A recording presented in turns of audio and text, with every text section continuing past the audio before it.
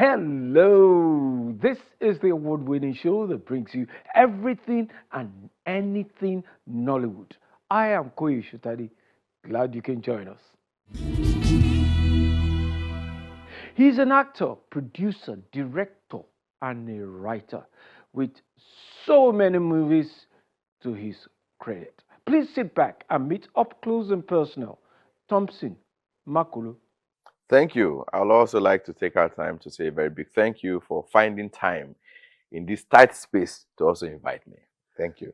Now, I know we started this conversation in Kaduna, and we were talking about your journey into this filmmaking space. For the benefit of our viewers, could you let's take a quick step back and look at how you got into this industry, this filmmaking industry. Okay. Rewinding very quickly and fast, right? I would say filmmaking for me began from birth. As a little boy in the primary school, doing stuff so we couldn't really understood what we're doing. We're doing newscasting in school, at the primary school. Happy Children was in primary school in Anyigba, and then to my school in Ologba.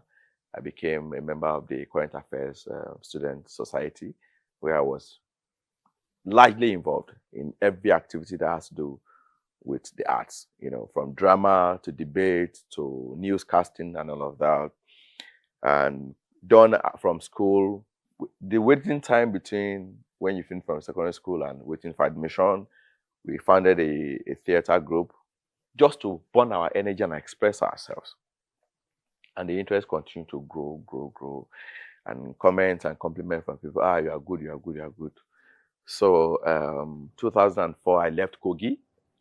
After the death of my father, I left Anyigba, a little town where I grew up in Kogi State for Makolo, because I heard that there was the Actors Guild of Nigeria in Benue State. So I felt that would be an opportunity for me to grow the passion. So the journey began professionally in 2004. Would I even say professionally? I just went to Makolo, got there, we started doing rehearsals. From Makolo, I heard that there was an audition in Lafia by then director Zach Amata, Winners and Losers, on Nasarawa Broadcasting Commission. We went from Makolo to Nasarawa, from there to Abuja. From Abuja, I carried my bag. I came to Lagos in 2005. So I didn't go back again. Here in 2005, I met a maker, Remi Ohajanya, who was the then chairman of Actors Guild of Nigeria, Lagos State Chapter. When Remi was chairman, the current president of AGM, Emeka Rolas, was state PRO of Lagos State branch. So every day I would go from Yaba to the national the film village. Yes, Igomu. So week in, week out, every day I come to the stadium, the theater, and I see him. I must go to him. You couldn't tell me off because of my age, right? Say, my son, how are you now? I say, fine, thank you. I say, hey, Daddy, that night I told you. So eventually he got tired and called Ejike Asegu, who was the then president. And there's a little boy here who wants to take AGM to Kogi State. Of course, the president needed to expand the reach of the association. I said, how old is he? He said, no, he's one boy. He's a small boy. He said, but from your interaction with him, what does he sound like? He said, no, the boy is too young for what he's saying. I said, let's try him. So they drafted a letter for me. I picked up that letter. AGK said I should meet him in Abuja. I left Lagos for Abuja. I took my letter of appointment as a chairman of AGM Kogi State chapter. That was 2005. And I went from Abuja. I didn't come back to Lagos again. That was how I went to Kogi. And AGM started in Kogi State in 2005. It's glad to see you, how you evolved. And I'm sure quite a number of the viewers will take an inspiration from how you really, really persevered to get into the industry. But then let's move into your filmmaking projects. You've done quite a number of projects in the back. What inspires the projects that you do? Fame is spiritual. It's like being a prophet. You hear from the spirit, so you say it out. So I don't just make film because I have funds or I can look for funds. I try to look at a failing aspect of the society that my story can address. A message that we can pass, a reminder that we can bring, a conversation that we can generate. And film from me from 1 to 2 to 3 to 4 is an expression of my thoughts, my worries, my concerns, my burden, my pain as a young person. It's been put into stories, developed into a script, and put into audiovisual as a film for the world to connect with. This is me sharing the thought of my heart. What I heard from the spirit, the inspiration that comes. If I write it, it's not strong enough. But if I develop it and it becomes a thing that we can talk to ourselves about, it affects you the more. So from my first film in 2006, Makafan, meaning I will survive. It was my story, survival. In 2004, my father died. I was his only son with him then. This is one man I've known. I had two friends that my father approved of. Okay? This was the man I know. The school I have done. This was all I knew. I didn't know any uncle. I didn't know any auntie. I didn't know any of his friends who would say, take this to do that. Now, this man died in 2004. May 2004. So a friend of mine named Abu Adofu, who was one of the friends my father approved, came to me and asked, repeatedly after seeing me cry for 3 weeks, and asked, where do you go from here? Trying to find answers to the question, he quickly said, don't worry. From today, whatever my mother gives to me, we will share. That friend kept that promise. But unknown to him and to me and to the world, that here is a young man whose story was written by the gods.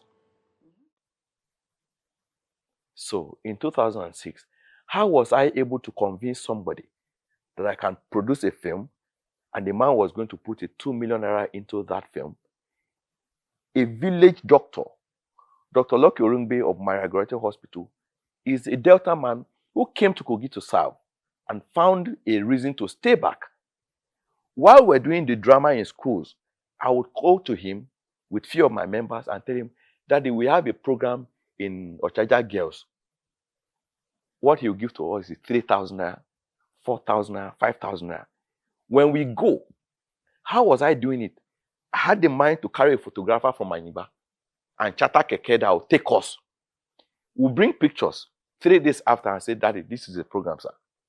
The act of filmmaking was alien to us. We had not seen a professional film set before. I hadn't seen, apart from the few times that I was in Lagos and I saw in Lafia. That was all. And what is known today as the film industry in Kogi State began with this little boy. Let's zoom straight and come to the present time and talk about your latest projects. What informed or inspired this new project that you're doing? My latest project is titled Ohioma, The Voice of Old. Yes. A film that again expresses my pain as a young African boy who is watching the values and traditional honor of the continent fade away fast. I come from a place where tradition is fast losing its identity. I come from a place where values are no longer upheld. I come from a place where kings and tradition are no longer respected. Diviner, what gods are you talking about? I come from Kogi Amigala. Diviner must be delusional. Ohioma speaks to a kingdom waiting for an impending doom as revealed by the gods to the kingdom's diviner. Traditionally, within the Igala traditional setup, I am the god there is of an gods. office called the office of the Yugata, How about we run away? who is a spiritual diviner to King the of king, kings. and by extension, the kingdom. But today, there's nothing like that. So the Ata is God, who does not see men every day, who does not drink every day, who does not just drink because he wants to drink. He doesn't eat because he wants to eat. He doesn't travel because he wants to travel. His decisions, his daily life is guided by the revelation of the gods as consulted and revealed by the Oyuga. So the Ata is the godhead of the Igala people, the spiritual being that sits over the I Igala will people. never be in his shoes. But that is not the case today. So you decided to tell me. I decided to tell the story. Tell the story from our perspective, as it is in so many African kingdoms and nations. A kingdom, a continent with strong values, losing it day by day. And we look forward to going to see this film, and we can only imagine for now, but we want to go and see, visualize what it is in the cinemas. So we have spoken about how you got into the industry, we moved into the present.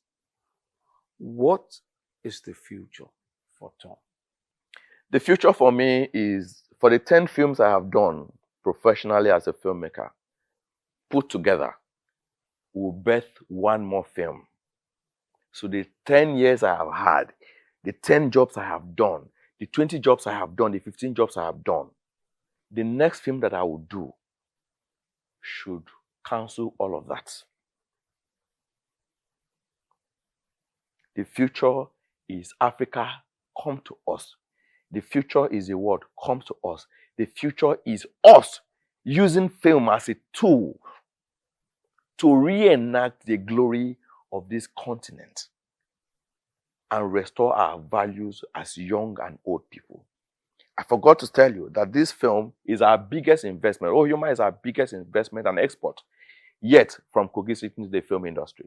Starring the likes of Kanayo, Ugezu, directed by Aquila and Jamahad, Ima Omea, Janigo Simeon, Don August, and a whole lot of all the big Nollywood actors put in one frame to tell the story of the African continent from the Igala perspective.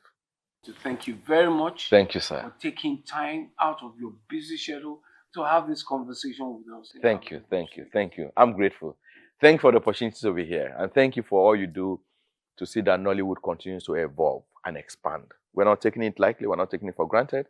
And for your sake, we shall make the world come to us. Thomson, Makolo, up close and personal. When we return from a short break, we bring you more from Nollywood Anchor. Thank you for staying tuned. Let's now catch up with what is new in Nollywood.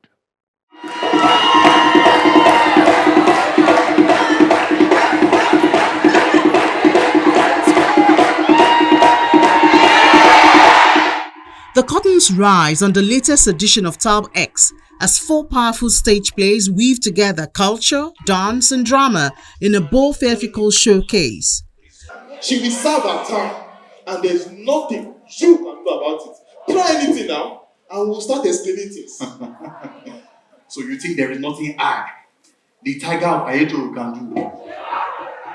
Okay, you may go. But remember, a skin that says to disgrace the snake will in the end be shed, and a new one will grow. This is a matter between you and I, and nothing that has to do with a snake and the skin. These specially curated plays explore themes of abuse, injustice, corruption, and conscience through raw and erratic characters portrayed by trainees of the Terra Academy for the Arts and seasoned actors. The king taught me and told me to tell your people in the farm and those outside the village that the 7 days curfew that was announced will be held tonight.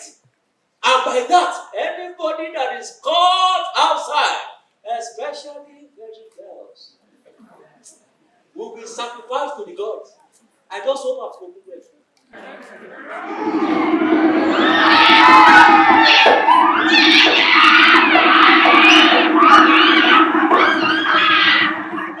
According to them, each performance is crafted not just to entertain, but to spark dialogue and inspire social and political change.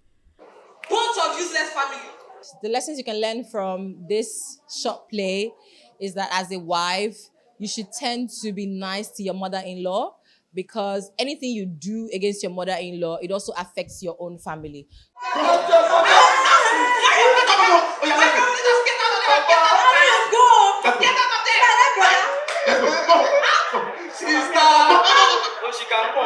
I played the role of the queen in Jigida. The lesson to learn from my role is that always support your husband, but not irrespective if he's doing right or wrong.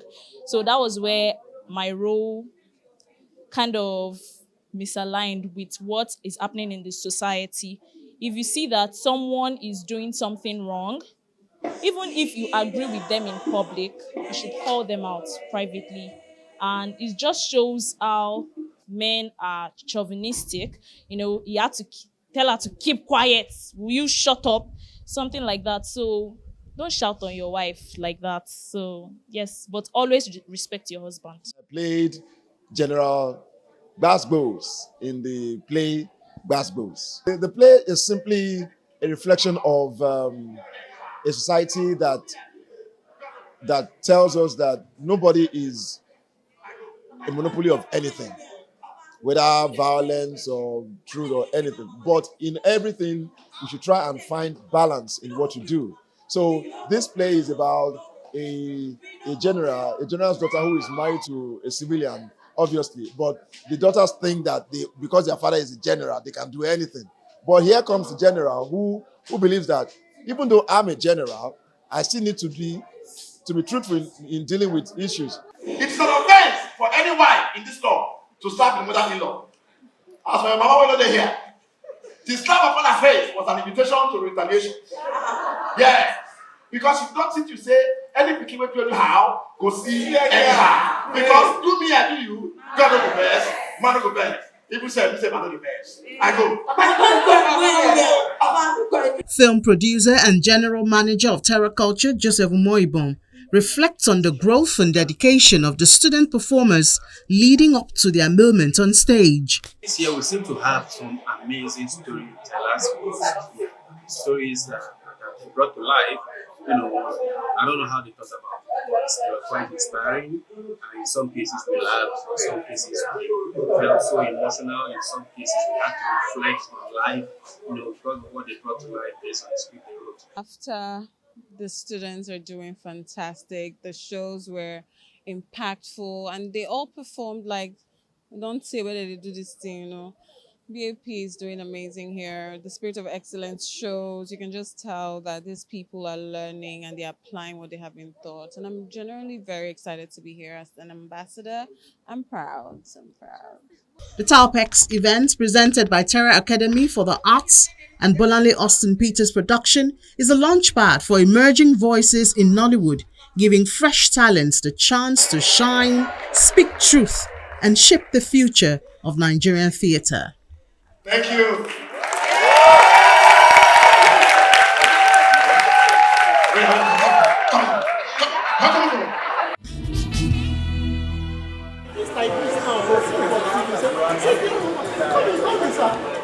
It's a double celebration today at the red carpet premiere of the new psychological drama Dazzling Obsession in Lagos, southwest Nigeria. The event doubles as a reunion for the 2002 set of the Command Secondary School Kaduna alumni, as some members gather to show solidarity and support for the movie. The movie, starring Oke Uzoshi and Eyina Wigwe as rivals, focuses on the often hidden mental health issues that many people experience in a society that rarely acknowledges mental health challenges without stigmatization. Good afternoon, sir. Are you for real? You got married in, what, 2 months? What's great, honey? It doesn't even look like Tony has moved on. one would imagine it's very hard to move on. I'm asking you a question. They're looking at me. What is wrong with you? Is this what I have to get? Hey, Tony. Antipsychotics. I swear to you, I prepared for that presentation. I did. Your promotion is dependent on that presentation. According to the lead producer, Daniel Eke, a first-time filmmaker, the movie marks a new chapter in his quest to help as many people as possible. For his first venture into Nollywood, Daniel relied on the expertise of movie director Saeed Apankpa, who is equally excited about making a social impact through his stories. We had to do movies that are contemporary and talk about reality in our society. So we just want to just shoot movies that are, people cannot relate to, So this movie has to do with blind trust, people trusting people, blindly, and then obsession. When someone is, it's about love, passion, betrayal, blind trust. So there's a lot to learn about it. How to, know who to trust, when to stop trusting, when to really, how do I put it, question people's intentions, And again, it's also a story that helps to convey that passion doesn't die like that. You understand me? But also, so you don't just assume that time will just wash away, the passion, and it can always be rekindled, So people need to see the storyline to see how to detect these things and then how to avoid them. Okay, so a lot of people who has been following me knows I like touching these aspects, these different aspects of topics. And this particular one is dear to me because it's something that we don't talk about. A lot of, especially from the men's perspective, we don't talk about it. We don't we feel shy away from it. We're running from stigmatization. But these things happen. We just got to find a way to talk about it and get help so that repercussions or the aftermath doesn't happen on the bad side. So it's something I enjoyed, and I did a lot of research, and I was happy telling this story because a lot of people can learn from this, and they can be able to see where it can lead you if you don't get help, quickly. So it's a good one. It's a good story. Although fictional, the storyline is inspired by true-life occurrences from close quarters to the writer, Jide George. My uncle many years back, he's late now. His story is somewhat connected to this because he used to be a very nice man. He was very liberal. He had this idea of bringing everyone together and all of that. So at some point, he brought in an old friend who kind of, brought chaos, a whole lot of chaos into his marriage. Who brought into a whole lot of chaos into his marriage and everything. So, that kind of ended his marriage and ultimately ended his life as well. As the red carpet lights fade and the credits roll, Dazzling Obsession not only entertains but sparks a vital conversation about mental health in Nigeria. With the support of the Command Secondary School alumni and the talents of Nollywood's finest, this film promises to inspire change and hope for many.